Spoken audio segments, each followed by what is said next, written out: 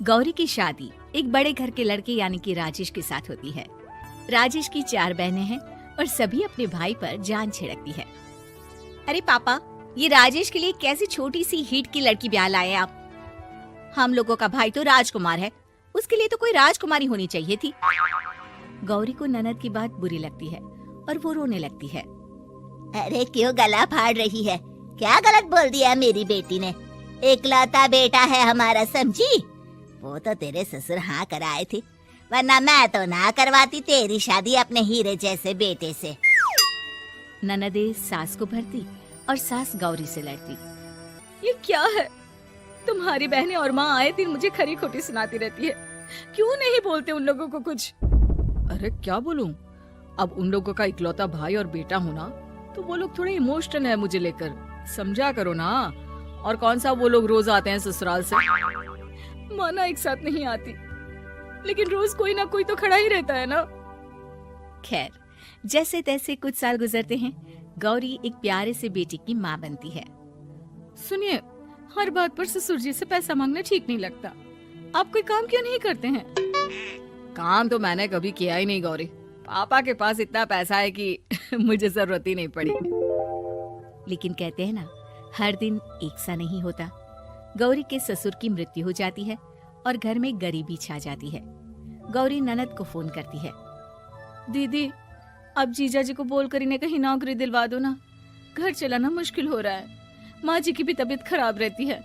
दवाई का खर्चा और मुन्ने की पढ़ाई का खर्चा काफी है। कुछ मदद मिल जाएगी दीदी। देखो गौरी, तुम तो जानती हो मेरे खुद के 3 बच्चे हैं, तो ये मत सोचना कि बात घुमा कर बोलोगी तो मैं कुछ मदद कर दूंगी। अब पति तुम्हारा है, सास तुम्हारी है, तो करना तो तुमको ही है ना। हम भी तो निभा रहे हैं। खैर, बोल दूंगी इनको।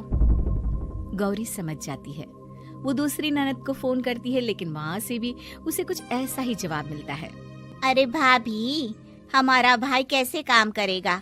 वो तो राजकुमार है। बस आप जरा माँ का ख्याल रखो, उन्हें कोई तकलीफ मत होने देना। बाकी करते हैं बात आराम से। गौरी के सामने संकट आ जाता है कि वो कैसे अपना परिवार चलाए। ना पति काम करना चाहता है और ना ननदे मदद। फिर एक रोज गौरी की सहेली कहती है, गौरी, मैं ना एक फैक्ट्री में काम करती हूँ, तुम्हारी परेशानी समझ सकती हूँ। क्यों नहीं तुम भी मेरे साथ वहाँ काम करती? अरे लेकिन मुन्ना तो छोटा है ना। तो क्या हुआ? तेरी सास और पति तो घर पर ही हैं, वो लोग संभाल लेंगे। तू चल मेरे साथ। गौरी ने अब काम करना शुरू कर दिया था, लेकिन उसका सपना अपने बेटे को अच्छी शिक्षा देने का था। गौरी अपने भाई से कहती है, भाई, आपके बच्चे जिस स्कूल में पढ़ते हैं उस पर मेरे गौरव का भी एडमिशन हो सकता है क्या? अरे कैसे बात कर रही है गौरी? जितना तू कमाती है उतने में तो तेरा घर भी नहीं चलता। तू कहाँ इतने महंगे स्कूल का सपना देख रही है? लेकिन गौरी भी ठान लेती है कि वो किसी न किसी तरह अपने बच्चे को अच्छे स्कूल में पढ़ाएगी। माँ जी, ये मेरे गहने हैं, मैं बेच रही हूँ। गौरव का कल एडमिशन है। अरे वो तो ठीक है गौरी, लेकिन आगे की फीस कैसे मैनेज करेगी? और ज्यादा मेहनत कर लूंगी माँ। गौरव कुछ बन गया तो हम लोगों के सारे दुख दर्द दूर कर देगा। गौरी, हम लोगों ने तुझे गलत समझा, लेकिन तू ही थी जो ये घर लेकर चल रही है, वरना कब की अलग हो जाती। गौरी सास की ओर मुस्कुराकर देखती है। आप भी तो मेरा साथ दे रही है ना। अरे कभी खाने में अंडा या मुर्गा भी खिला दिया करो। क्या रोज रोज पत्ता खिलाती रहती हो? अरे शर्म तो आती नहीं? सारा दिन बहू काम करके पैसे लाती है, खुद तो कुछ करता नहीं, ऊपर से मुर्गा खाना है इसको। गौरी अपना घर चलाने के लिए तो पर्याप्त पैसे कमा लेती है, लेकिन बेटे के महंगे स्कूल, कोचिंग और उसकी डिमांड पूरी करने के लिए उसे लोगों से पैसे उधार लेने पड़ते। माँ, मुझे जूडो कराटे की ड्रेस चाहिए, मैं घर के कपड़ों में क्लास नहीं अटेंड करूँगा। और क्या, बिल्कुल, घर की भी कोई ड्रेस होती है क्या? मैं कल ही ला दूंगी। बच्चा, तू बस मन लगाकर पढ़ाई किया कर। उसके जाने के बाद कहाँ से लाएगी पैसे ड्रेस के? माँ, वो पास वाली चाची से कुछ पैसे उधार लूंगी। अरे सभी से तो उधार ले चुकी है तू। कर्जा इतना चढ़ा लिया है कि पूरा जीवन भी कमाएगी तो उतार नहीं पाएगी। अरे माँ जी, गौरव कुछ बन जाए तो मुझे कमाने की क्या जरूरत? फिर तो मैं बस रानी बनकर राज करूंगी। एक दिन गौरव कहता है, माँ, मेरी नौकरी लग गई है, वो भी अच्छे पैसों में। अब हम लोगों के बुरे और दुख के दिन जल्दी खत्म हो जाएंगे। गौरी की खुशी का ठिकाना नहीं होता। वो सास की फोटो के सामने हाथ जोड़ती है कि उसका पति उसे कहता है, देखा गौरी, तेरी तपस्या खत्म हुई। इतने सालों से जो तू फैक्ट्री में नौकरी कर रही है, अब तू आराम कर सकती है। अरे नहीं नहीं, अभी तो नौकरी लगी है, कुछ दिन कुछ पैसे कमा तो लेने दो। कुछ महीनों बाद गौरी की ननद गौरव के लिए रिश्ता लेकर आती है। अरे भाभी, वो मैं ना रिश्ता लेकर आई थी गौरव के लिए, सुना अच्छा कमा रहा है, क्यों? देखा मेरी बहन कितनी अच्छी है, कितना सोचती है हम लोगों के लिए। गौरी कुछ नहीं कहती, लेकिन उसका मन नहीं होता है कि वो बेटी की शादी इतनी जल्दी कर दे। हाँ वो तो ठीक है, लेकिन अभी कुछ कर्जा है जिसे उतारना है।